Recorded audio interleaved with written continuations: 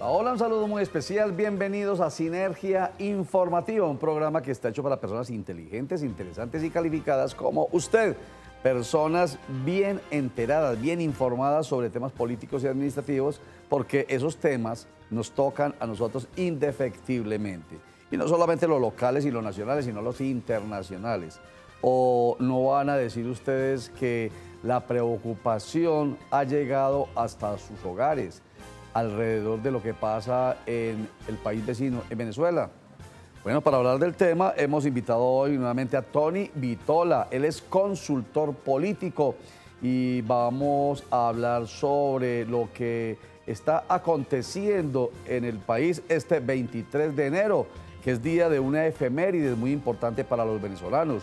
23 de enero de 1958 fue la fecha en que se dio un golpe cívico-militar que logró que una dictadura, la de Marcos Pérez Jiménez, saliera del poder y empezara un proceso democrático. Repito, desde el 23 de enero de 1958, que les duró pues 40 años nomás, hasta 1998, de acuerdo con su historia. Hola, Tony Vitola, bienvenido.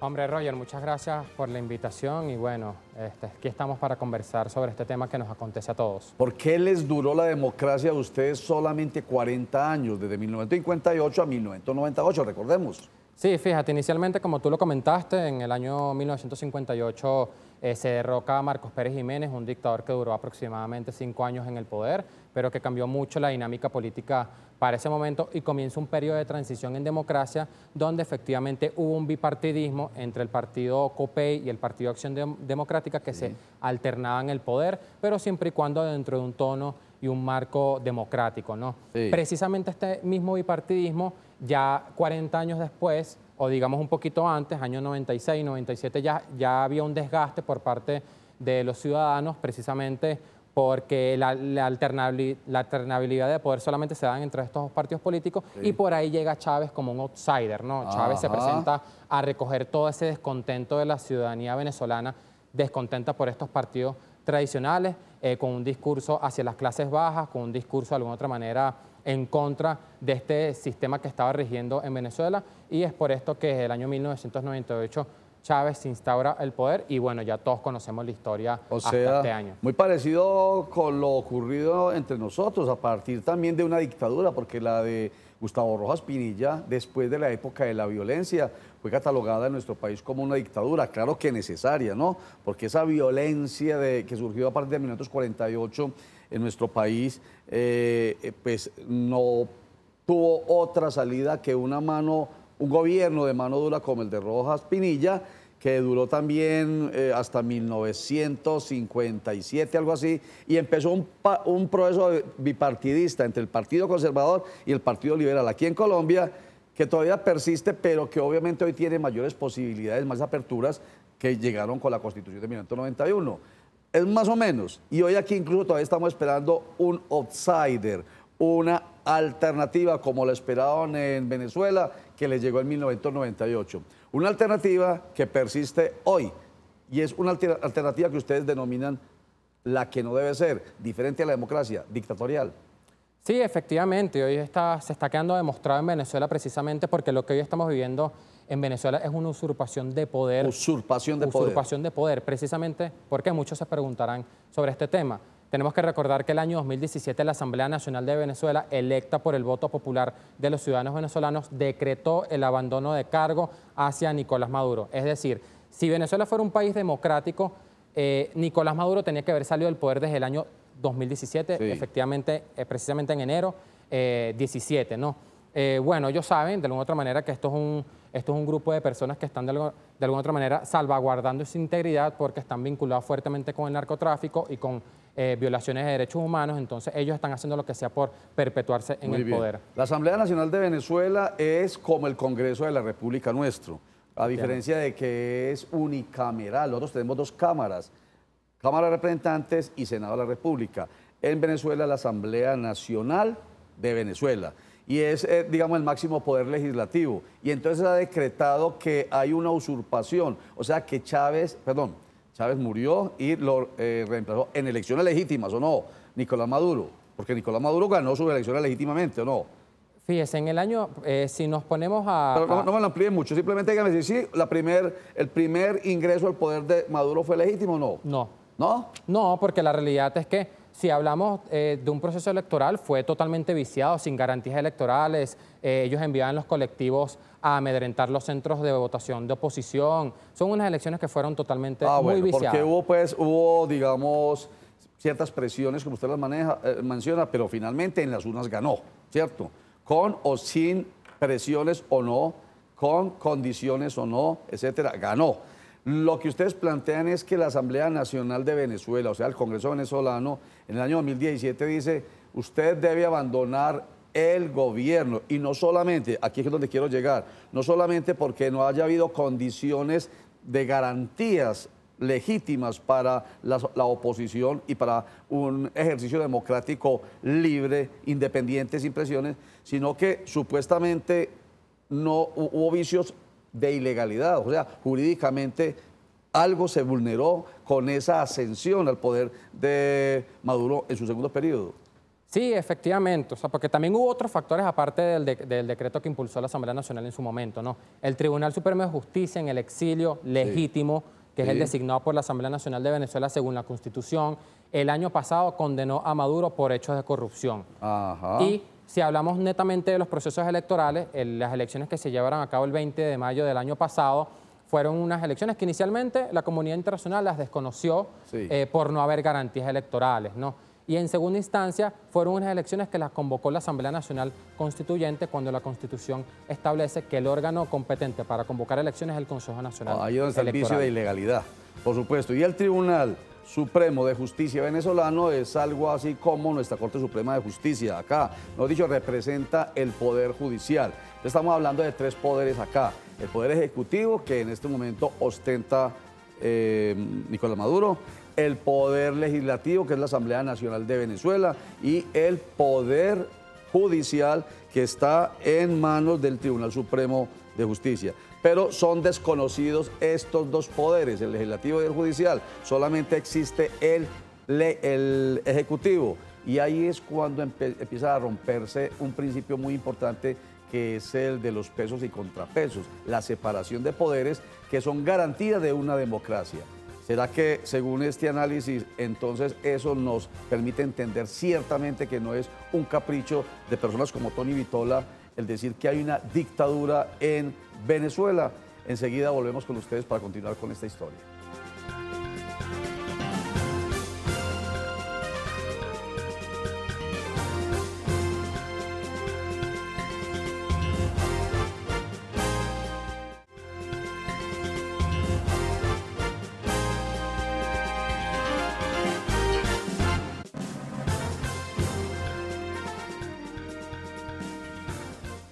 Estamos hablando sobre la situación de Venezuela y la preocupación y la decisión que tienen en mente muchos venezolanos en cerca de 20 países del mundo en desconocer a Nicolás Maduro como su presidente por vicios éticos, vicios jurídicos, porque como lo dijimos al finalizar del anterior bloque, pues hay una evidencia de un gobierno totalitario, dictatorial, que no lo aceptan los venezolanos. Por eso hay marchas marchas y plantones en 20 países, en Medellín también.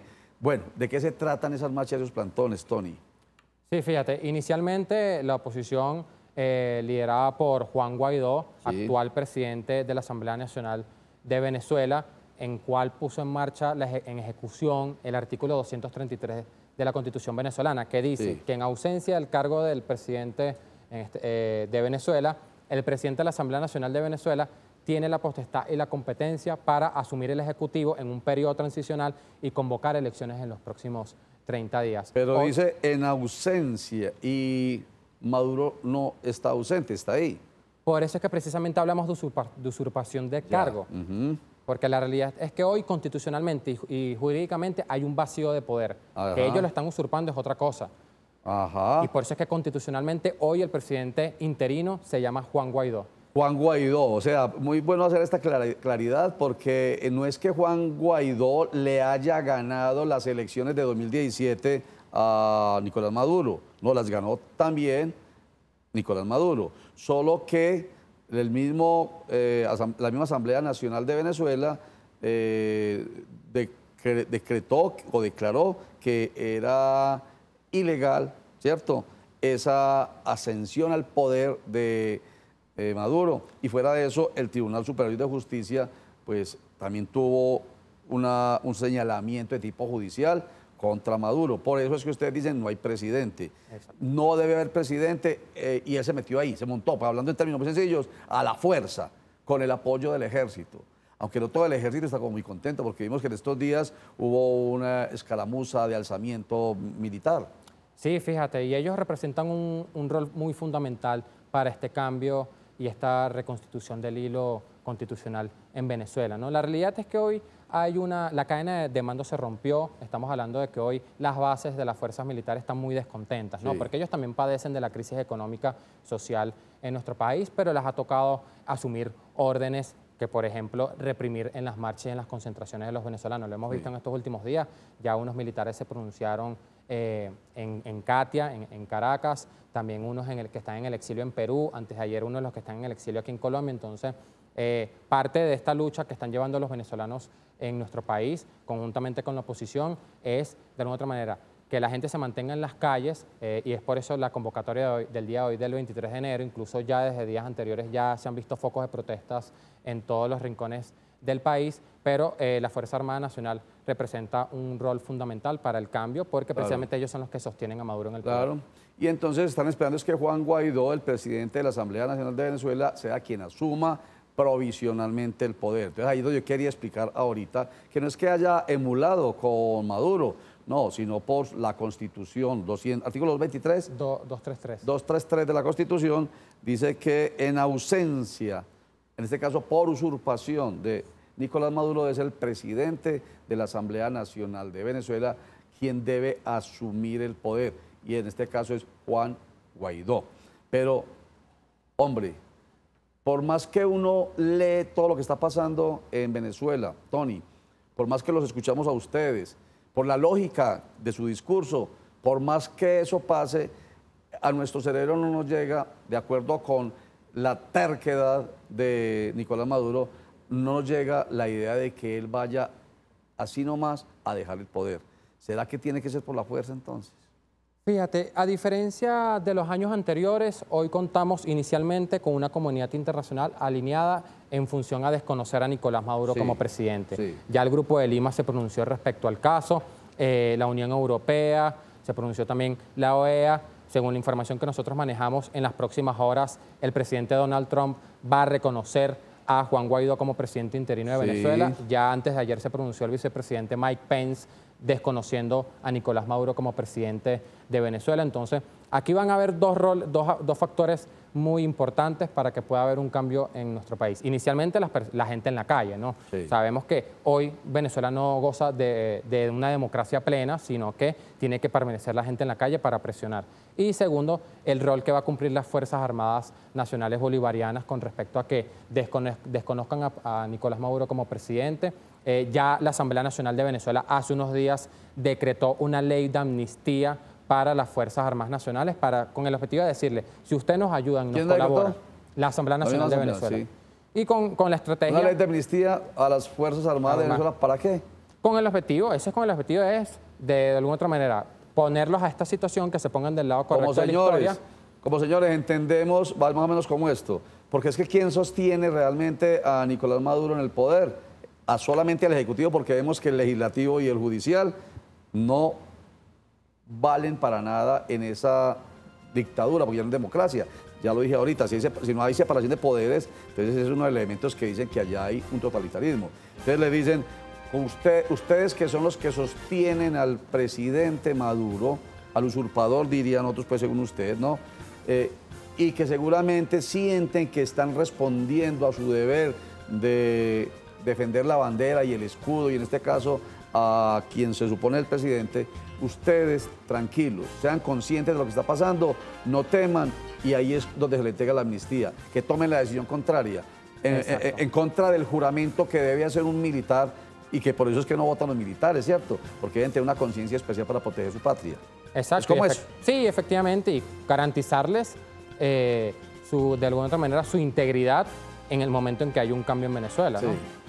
Muy bien, estamos hablando con Tony Vitola a propósito de este 23 de enero que rememora un momento histórico bien importante para Venezuela, cuando fue derrocado el dictador Marco Pérez Jiménez, 1958. Empezaron mediante un bipartidismo a gozar de las mieles de la democracia, con bipartidismo pero democrático.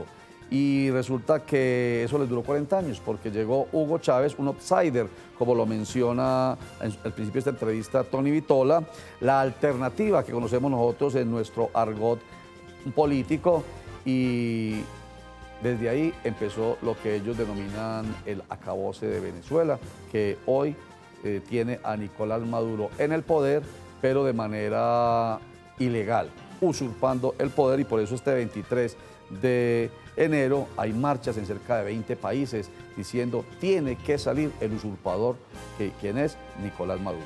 Vamos a los mensajes, ya regresamos durante esta frase, muy a propósito: sin democracia la libertad es una quimera.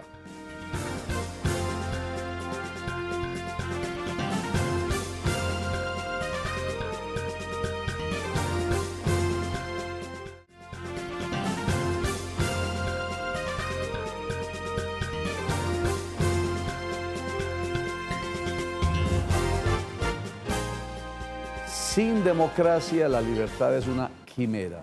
¿Qué piensa Tony Vitola de esa frase?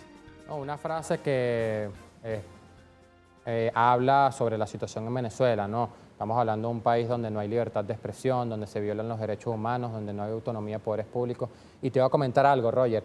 Este régimen, o por decirle esto, estos usurpadores en estos últimos años, ellos han querido vender a Venezuela como una democracia porque Venezuela en estos últimos años ha tenido muchos procesos electorales, ¿no? Y han querido venderlo ante la comunidad internacional como nosotros somos una democracia porque convocamos elecciones. Porque hay procesos electorales, sí, exacto. Señor. Cuando sabemos todos que obviamente el Consejo Nacional Electoral es un títere de ellos, total cero imparcial, y en estos procesos electorales no había garantías. Pero entonces permítame que eso yo lo he estado planteando durante todo el programa, pero si ha habido elecciones y si ha ganado en franca lid, entre comillas, según el comentario que ustedes hacen y lo que sabemos pues de lo que ha ocurrido en Venezuela, si ha ganado en franca lid las elecciones. Pero esas comillas me sirven para decir entonces lo siguiente: es que han sido tan manipuladas, tan forzadas, tan trampeadas, tan lo que usted quiera, que las grandes mayorías que se supone son las que están en contra no han sido capaces con su voto de lograr el cambio. ¿Por qué? Si es que son las mayorías.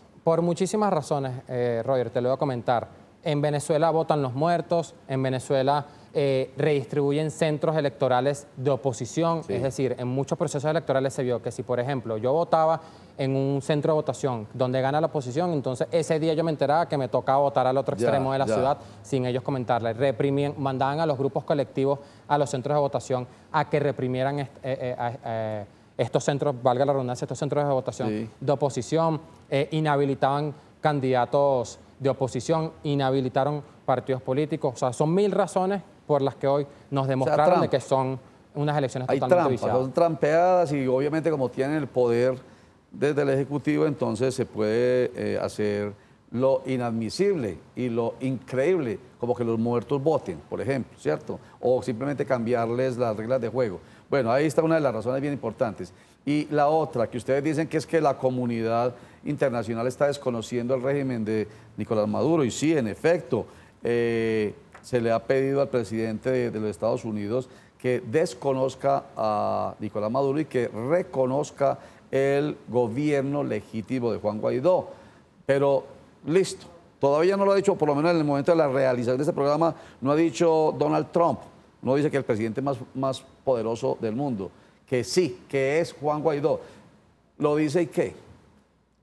Por lo mismo, precisamente te comento que al de alguna otra manera tener Maduro el desconocimiento ante la comunidad internacional, va a dejar de recibir financiamiento económico, de alguna otra manera va a dejar Pero ya ha venido dejando de recibirlo, ¿no? Sí, ya ha venido dejando de recibirlo, precisamente por las gestiones que han venido haciendo nuestros líderes de oposición que hoy se encuentran en el exterior, que fueron perseguidos políticos en su momento. Y hoy la comunidad... Es que hoy también hay que entender que inicialmente Venezuela es un punto geopolítico dentro de la estrategia del mundo, ¿no? Geopolítico económico, precisamente porque ahí no solamente confluyen los venezolanos, también están confluyendo sirios, pakistaníes. Ellos son respaldados por grupos terroristas. Te voy a dar un dato importante, Roger, e importante que lo sepan los colombianos. Hace unos meses, la ONG internacional Inside Crime, que se encarga de hacer estudios de conflictos armados, a través de los análisis, y ellos recogieron todas las denuncias de periodistas en Venezuela con presencia del ELN allá en nuestro país, de presencia de ciudadanos también en su momento, y ellos llegaron a la conclusión en su estudio que, por ejemplo, el grupo ELN tiene presencia en 12 estados de Venezuela. Estamos hablando que en la mitad del país tiene presencia el grupo ELN, que sabemos que son financiados y respaldados por Nicolás Maduro. Por eso es que hoy sabemos que Venezuela y que Nicolás Maduro representa una amenaza no solamente para los venezolanos, sino para la región entera, llámese por el éxodo de venezolanos que está saliendo en los distintos países, por estos otros factores. La posición, entonces, ya que uno ve férrea, tanto del presidente de la República, Iván Duque, como de la vicepresidenta Marta Lucía Ramírez, sin ambajes, sin diplomacias, en contra del régimen Maduro, pues está fundamentado en afirmaciones como esa.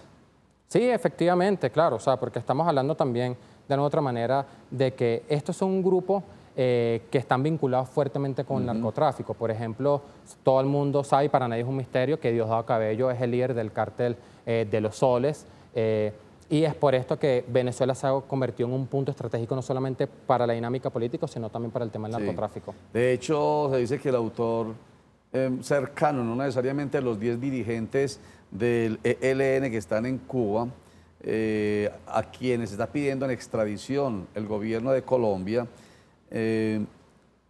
no solo ellos, sino el autor casi que material está radicado del carro bomba en la Escuela de Policía General Santander de Bogotá el jueves 17 de enero, está radicado ahí en Venezuela. En Venezuela, sí, efectivamente. Ellos más que todo confluyen en las zonas llaneras, en el estado Apure se dice que tienen fuerte presencia, y el que quiera revisar el estudio fácilmente está en internet, ¿no? De la organización de la ONG Inside Crime, ellos explican todo el estudio que hicieron. Tony Vitola, consultor político, vamos redondeando con un comentario de parte suya. ¿Se siente la desesperanza tan fuerte en ustedes, los venezolanos, o hay asomo de esperanza real? Pero dicen que uno es positivo a veces porque la ignorancia lo invade.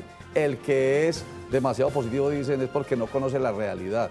Entonces, en ese sentido le hago la pregunta, ¿hay mucho positivismo y hay mucha esperanza, o de verdad, de acuerdo con la realidad que ustedes conocen, dicen, esto va para largo?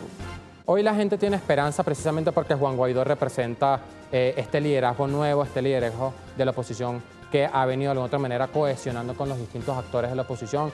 Hoy se ve una oposición mucho más articulada, se ve una oposición con un direccionamiento político mucho más claro que en los años anteriores. La gente lo nota también, pero obviamente también la oposición juega con un factor tiempo, porque por las realidades de nuestro país la gente no va a aguantar 5 o 6 meses protestando como en los años anteriores. Tony Vitola, consultor político, experto en lo que acontece en Venezuela, y pues además porque es venezolano y como consultor político pues sabe de lo que habla. Gracias por estar con nosotros y por mantenernos siempre enterados sobre lo que está ocurriendo en nuestro vecino país. Roger, muchas gracias por la invitación, siempre agradecido para venir a este espacio a hablar de lo que más nos gusta, ¿no? de política. Gracias, Tony, y de lo que les gusta a muchísimos de nuestros televidentes, inteligentes, interesantes y calificados, que es la política, que los toca, porque lo que pase en Venezuela también nos toca a nosotros, ¿cierto? Sí, repercute directamente aquí en Colombia y en la región entera. Así es de sencillo. Muchísimas gracias nuevamente, mucha suerte les deseamos a ustedes en todas las movilizaciones, no solamente las de este 23 de enero, a propósito de la efemérides de la independencia hacia la democracia de Venezuela en 1958. Necesaria la movilización en todo el país, con esperanza y optimismo, dice Tony Vitola, porque creen que cada vez está más cerca el retorno de la democracia a su país. Recuerden que la información en Cosmovisión empieza todos los días a las 12 con Sinergia Informativa, que regresa de martes a viernes a las 8 de la noche, los lunes a las 7 de la noche. Lo voy a dejar con Escogió la Noche, que regresa a las 5 de la tarde y a las 9:30 de la noche, 6:45 de la tarde y 11:15 de la noche, Cosmovisión Noticias. Muchas gracias, chao.